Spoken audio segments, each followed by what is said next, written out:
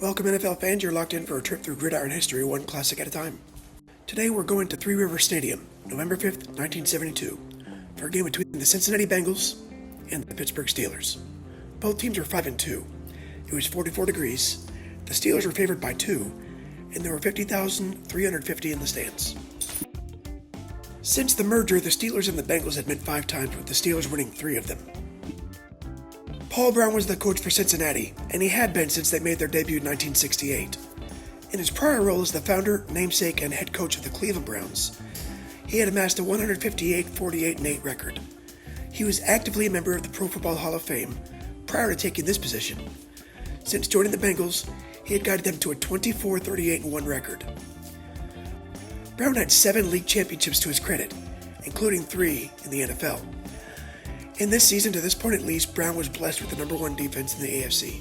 Opposing Brown was Steelers head coach Chuck Noll, who couldn't at the time know that one day he would follow Brown into the Hall of Fame. Noll had guided Pittsburgh to a 17-32 record, but the Steelers had improved their winning percentage in each season under him. In fact, Noll wouldn't suffer a losing campaign until 1985. Unlike Brown, all of his championships were in his future. Ken Anderson was in his second season with the Bengals and his first season as the main starter. This game was his 12th career start. Anderson had a 72.9 passer rating and 9 touchdowns against 8 interceptions. Hall of Fame quarterback Terry Bradshaw was also just getting started. Now in his 3rd season, he was starting in his 29th career game. He had a 50.2 rating and 24 scores against 52 interceptions. By the time he retired, he did have more touchdowns than he had picks. Other Hall of Famers in the game were plentiful. Aside from Bradshaw and the 2 coaches, the Steelers had running back Franco Harris, defensive tackle Mean Joe Green, linebacker Jack Ham, and cornerback Mel Blount. The Bengals were so represented by cornerback Ken Riley and wide receiver Charlie Joyner. The following is a production of NFL Films. Enjoy. 2 teams that had their problems last season have emerged from the woods this season to battle for their division title. Three Rivers Stadium in Pittsburgh was the site of the Steelers-Bengals clash to determine a division leader, as both teams showed up 5-2. Earlier this season, Cincinnati beat the Steelers 15-10, but they've been looking over their shoulders ever since. The character of the game was determined from the outset. On Cincinnati's first play from scrimmage, Ken Anderson and Doug Dressler slopped up a handoff, and Dwight White recovered on the Bengals 7. In a critical game for both teams, Pittsburgh got the first break and cashed in on the very next play, Johnny Fuqua doing the cashing. Too often in the past, the Steeler defense had created breaks that went unfulfilled by an inconsistent offense. But this season, the Steelers are a complete team. And now, when the defense holdeth, the offense moveth the ball. Later in the first period, Glenn Edwards returned 54 yards to set up a field goal.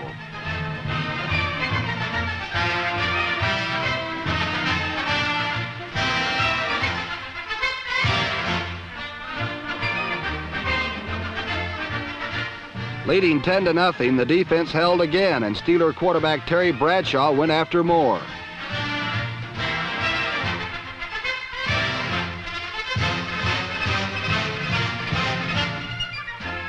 Frank Lewis's great catch was out of bounds, and another field goal resulted. On their next drive, the Steelers would go all the way. Number 1 draft pick Franco Harris accounted for 56 yards of a 4-play, 84-yard drive. The last 28 were garnered when Bradshaw spotted Lewis again, this time safely in bounds.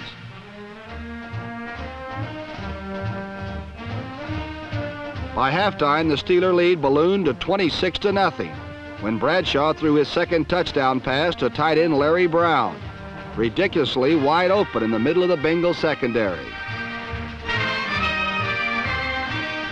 Only once in the first half did Cincinnati threaten. Late in the half, Anderson passes began to move the Bengals.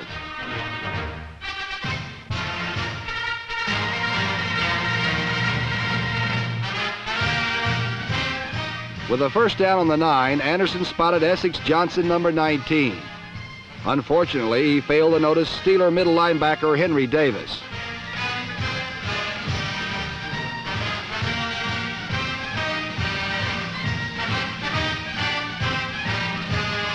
The Steelers lead the NFL in interceptions this season, an improvement in the one area that has long haunted them. Trailing by 26 at the half, the Bengals needed a drastic change. So for the second half, Paul Brown inserted Virgil Carter, number 11, at quarterback. And Carter found success using play action and rollout passes. Carter finally spotted Chip Myers, number 25, to set up one score, and later hit him for a touchdown.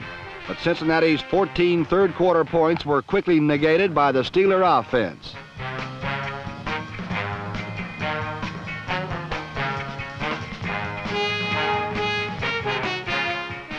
Bradshaw's third touchdown pass and Lewis's second scoring catch put the Steelers out of Bengal reach, and in the fourth quarter, the Steelers ran away and hid.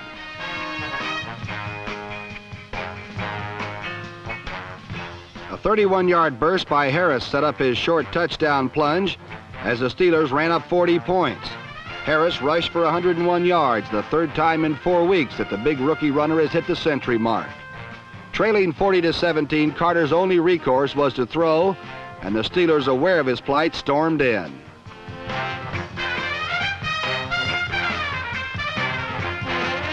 Having thoroughly bounced their closest pursuers, the Steelers are indeed looking like the team to beat in the AFC Central Division.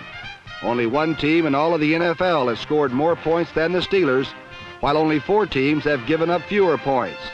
This great blend of defense and offense has everyone in Pittsburgh smiling as the Steelers near their first division title ever. Later, Coach Knoll admitted it was the most meaningful victory he had enjoyed in his 4 seasons in Pittsburgh. He would enjoy more meaningful victories soon after this.